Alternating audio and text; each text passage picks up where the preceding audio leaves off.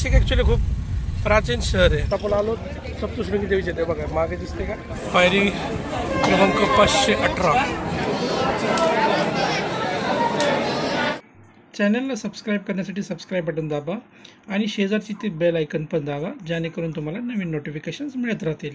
हे good morning मित्रांनो, मी आहे त्र्यंबकेश्वरमध्येच. रात्री जसं मी म्हटलं की त्र्यंबकेश्वरमध्ये आपण मुक्कामाला थांबलो होतो आणि आता रूमच्या इथंच आहे आणि तुम्हाला आता इथनं व्ह्यू दाखवतो हे रूममधनं. एकच मिनटं, समोर आहे बघा माझ्या, हा बघा हा असा व्ह्यू आहे इथून. बघा ब्रह्मगिरी पर्वत दिसतोय, एकच नंबर ना. हे पूर्ण ब्रह्मगिरी पर्वत रांग आहे आणि त्या तिकडं म्हणजे ते रात्री आपण तिकडे जेवण केलं राधिका हॉटेलमध्ये आणि त्याच्या तिकडंच त्या साईडला तिकडंच मंदिर आहे त्र्यंबकेश्वराचं मेन, आणि त्याच्या मागे ते तीर्थ कृषाव्रत. तर आपलं रात्री दर्शन झाले. आज आहे शिवरात्री आणि बघा बरेच लोक वगैरे येतात. या साईडला बघा रूम्स वगैरे, तिकडं हॉटेल आहेत, इकडे आहे आपण जे थांबलो ते आहे. या साईडला पण रूम्स आहेत, भरपूर रूम्स आहेत तिकडे. शिवरात्री असल्यामुळे बरेच लोक लवकर आवरून पहाटे मंदिरात गेले दर्शनासाठी. आपलं ऑलरेडी झाले, आता आपल्याला फक्त इथं आवरायचं आहे आणि इथून नाशिकच्या दिशेने निघायचं आहे. बघू आता नाशिकमध्ये पण नाशिकमध्ये पण बघायचे ठिकाणं आणि मग सप्तशृंगी गड पण बघायचा चाललाय. बघू आता राईट साईडला दिसते का, हे आहे गजानन महाराजांचा मठ. राहायची सोय इकडे या साईडला त्र्यंबकेश्वरमध्ये. आपण तिथं गेलो होतो रूम बघण्यासाठी, पण तिथं रूम भेटल्याच नाहीत, संपले होते रूम्स. आता सगळ्यात आधी जाऊन नाशिकमध्ये आपलं हॉटेल शोधू, बुक करू, कारण आपल्याला आज नाशिकमध्येच मुक्काम करायचं आहे. बघा हे आहे हॉटेल कूल पॅलेस, इथे आपण रूम बुक केले आणि आता चला आपण चाललोत सप्तशृंगी गडावर. आता आपण बॅग रूममध्ये ठेवली आणि आता आपण निघालोत सप्तशृंगी गडाकडे दर्शनाला, सप्तशृंगी देवीच्या दर्शनाला. आता इथून आहे 64-65 किलोमीटर. बघा पूर्ण मार्केट एरियामधून चाललोत आपण. 1-2 तास लागतील आता तिथे पोहोचायला आपल्याला.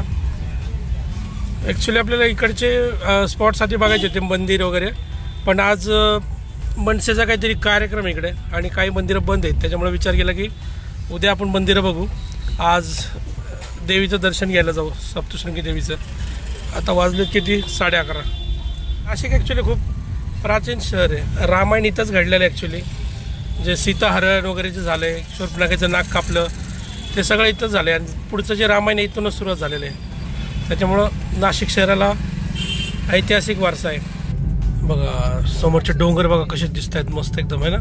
मला वाटतं त्याच कुठल्या तरी एका डोंगरामध्ये असेल बघा देवी, सप्तशृंगी देवी. अजून 26 किलोमीटर राहिले. चला आता इकडनं राईट घ्यायचं आपल्याला आणि समोर डोंगर दिसतो ॲक्च्युली, तो आपल्याला चढायचा आता. तर आता हा समोर दिसतो तो आहे सप्तशृंगी चेक पॉईंट. ही कमान आहे, या कमानीतून आपल्याला आतमध्ये जावे लागते सप्तशृंगी गडावर जाण्यासाठी. आता या पॉईंटपासून 10 किलोमीटरचा घाट आहे, जो 10 किलोमीटरचा घाट चढून आपल्याला वरती गडावरती जावं लागतं देवीच्या दर्शनासाठी. आता देवीचं नाव घेऊया आणि गड चालायला सुरुवात करूया. बोल सप्तशृंगी माता की जय.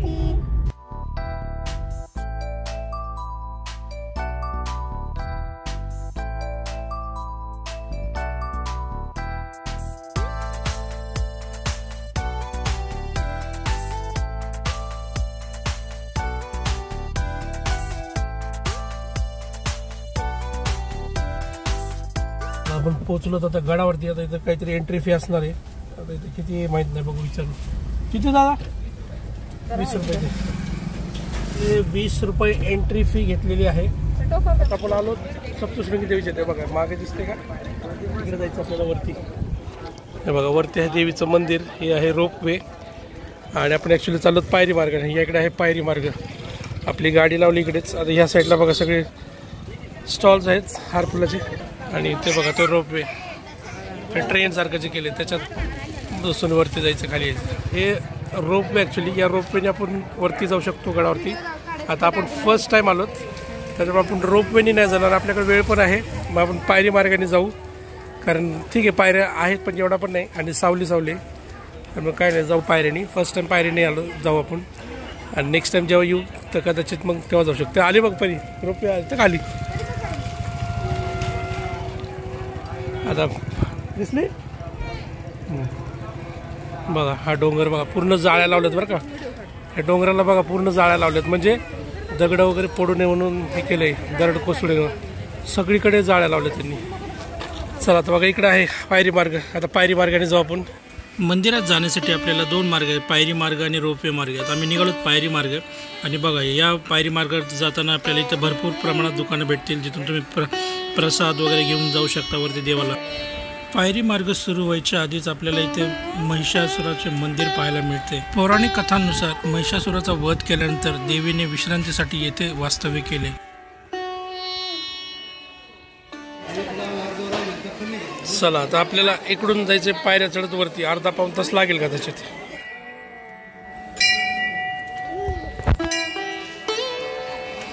चला आता आपण गड चढायला सुरुवात केली. आता अर्धा पाऊण तास लागेल कदाचित. बघा हे बघा, आपण काही पायऱ्या चढून आलो खालून. त्या साईडला बघा डोंगर दिसत आहेत आणि तो पलीकडचा डोंगर दिसतोय का, त्याच्या डोंगराच्या मध्ये गॅप सारख्या मध्ये दिसला का. हे वगैरे चढून आलं की या साईडला असे बसायचे अरेंजमेंट केलेले, चेअर्स वगैरे टाकलेले आहेत, म्हणजे एक रेस्ट घेऊ शकता तुम्ही. कारण बरेच पायऱ्या चालत जायच्यात.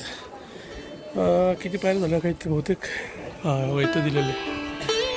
पायरी क्रमांक 210 इथपर्यंत 210 झाल्यात पायऱ्या. असं वरती आलं की पहिलं मंदिर लागलं ते श्रीराम मंदिर.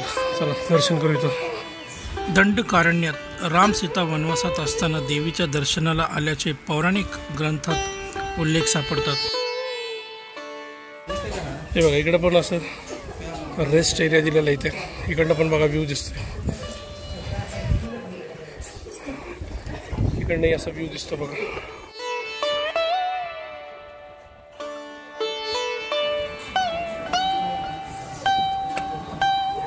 शेड आहेत आणि एकदम सावली आहे. पायऱ्या पण चांगल्या आहेत, जास्त खड्या नाही आहेत, एवढ्या खड्या पायऱ्या नाही आहेत. ऊन बरं आहे. शेड मेन म्हणजे शेड आहे, ऊन लागत नाही, ते एकदम मस्त आहे, त्याच्यामुळे एवढा त्रास नाही. आणि या इथे बघा लागतं दुसरं मंदिर, राधाकृष्ण मंदिर.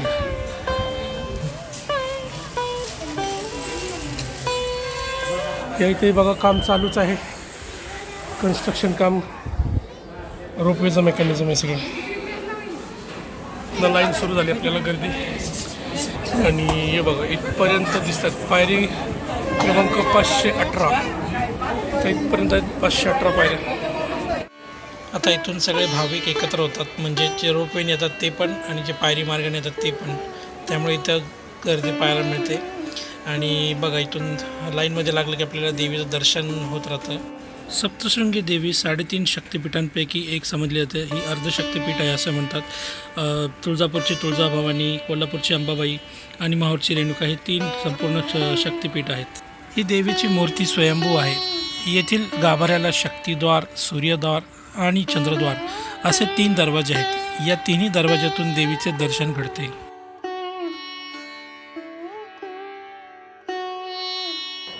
चला छानपैकी देवीचं दर्शन झालं आपलं. आणि बऱ्याच वर्षापासून जी इच्छा होती की एकदा सप्तशृंगी देवीला जाऊन यायचे, ती आज शेवटी पूर्ण झाली. चला आता आपलं दर्शन तर झालंय. आता या इकडे बघा, इकडं रोपवेसाठी जागा आहे, रोपवेने आलेले त्यांना जाण्यासाठी. आता आपल्याला बाहेर जाण्याचा मार्ग दुसरा आहे. चला आता आपण दुसऱ्या पायरी मार्गाने गड उतार होऊन खाली आलोत आणि इथून बसा नजारा दिसतोय देवीच्या मंदिराचा.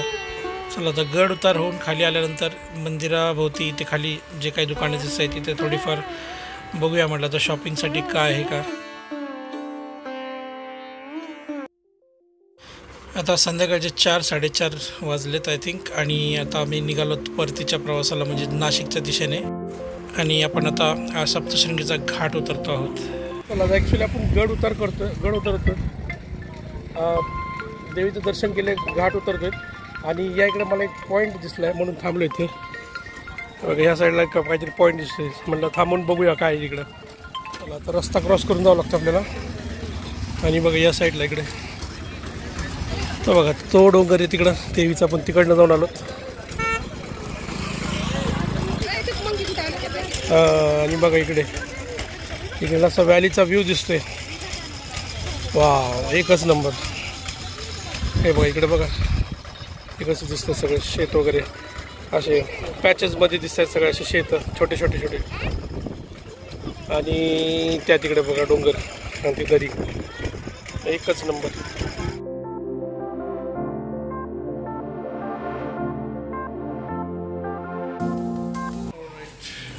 तर मित्रांनो आता सप्तशृंगी देवीचं दर्शन करून झालं दुपारी आणि डायरेक्ट आता रूमवरती आलो आहे. आणि आज इतका थकवा झाला म्हणजे सकाळी पहाटे 5:30ला उठलो आणि मग त्र्यंबकेश्वरला होतो. तिथून मग नाशिकला आलो. ही रूम शोधली. आता मी रूममध्ये आहे. ही रूम शोधली, रूम बुक केली. मग तिथून सप्तशृंगीला गेलो. दिवसभर तिकडे 2 तासाचं ट्रॅव्हलिंग, 2 तास जायचं 2 तास यायचे. दर्शनाला 1-1.5 तास गड चढून गेला. पण त्याच्यामुळे आता पूर्ण थकवा आला आहे. मग डायरेक्टली रूमवरती आलो आहे. इथं थोडंसं फ्रेश वगैरे होऊ रूमवरती आणि मग आपण जाऊया बाहेर. जेवण तर आपल्याला करावंच लागणार आहे. मग आपण बाहेर जाऊ फ्रेश वगैरे होऊ. इथं बघा महाशिवरात्रीनिमित्त उपवासाची बटाटा जिलेबी. हे बघा ही आहे उपवासाची जिलेबी. आता 1 प्लेट द्या ना. इकडे आहे म्हणजे लाडू आहेत.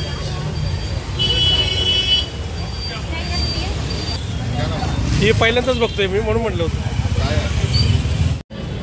हे बघा आता ही आपण घेतली उपवासाची बटाटा जिलेबी. फर्स्ट टाईम मी नाशिकमध्ये म्हणजे माझ्या लाईफमध्ये बघतोय. ही अशी टेस्ट करून बघायची मला कशी लागते.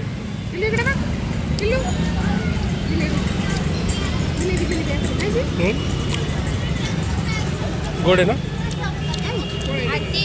साईडला ठीक आहे म्हणजे हे जिलेबीसारखीच लागेल फक्त जास्त गोड नाही आहे. कुरकुरीत लागते आतमध्ये ना. आता आपली जी रूम होती ती पंचवटी घाटाच्या जवळच केली होती. अगदी वॉकिंग डिस्टन्सवरती म्हणजे 500 मीटर. तर आपण तर तिथून डायरेक्टली आलो होतो तर या पंचवटी घाटाचे होते. कारण आज आहे शिवरात्री आणि इकडचा माहोल बघण्यासाठी आपण आलो. भरपूर गर्दी असणार आहे. तर इकडच्या वातावरणाचा फील घेऊ. आता बघा त्या मंदिराला लाईटिंग कशी भारी गेली, मस्त वाटते.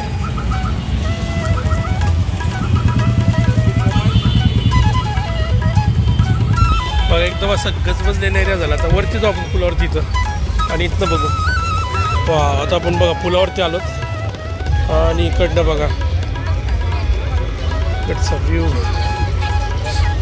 एकच नंबर.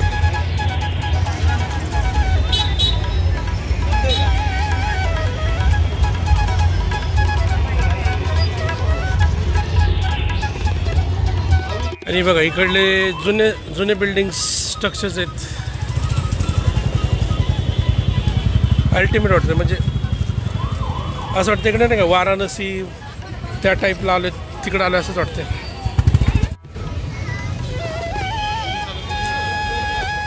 नीलकंठेश्वर मंदिर.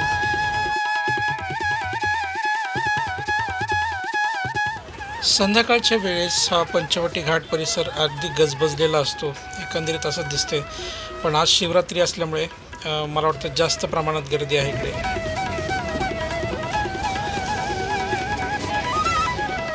आणि ही आहे गोदावरी नदी नाशिकची. यालाच गंगा नदी असंही म्हणतात. आणि समोर घाट आरती आय थिंक होऊन गेलेली आहे. खरंच इथला माहोल काही वेगळाच आहे आणि छान वाटत होतं. तर आज दिवसभरात आपलं सप्तशृंगीचं दर्शन झालं.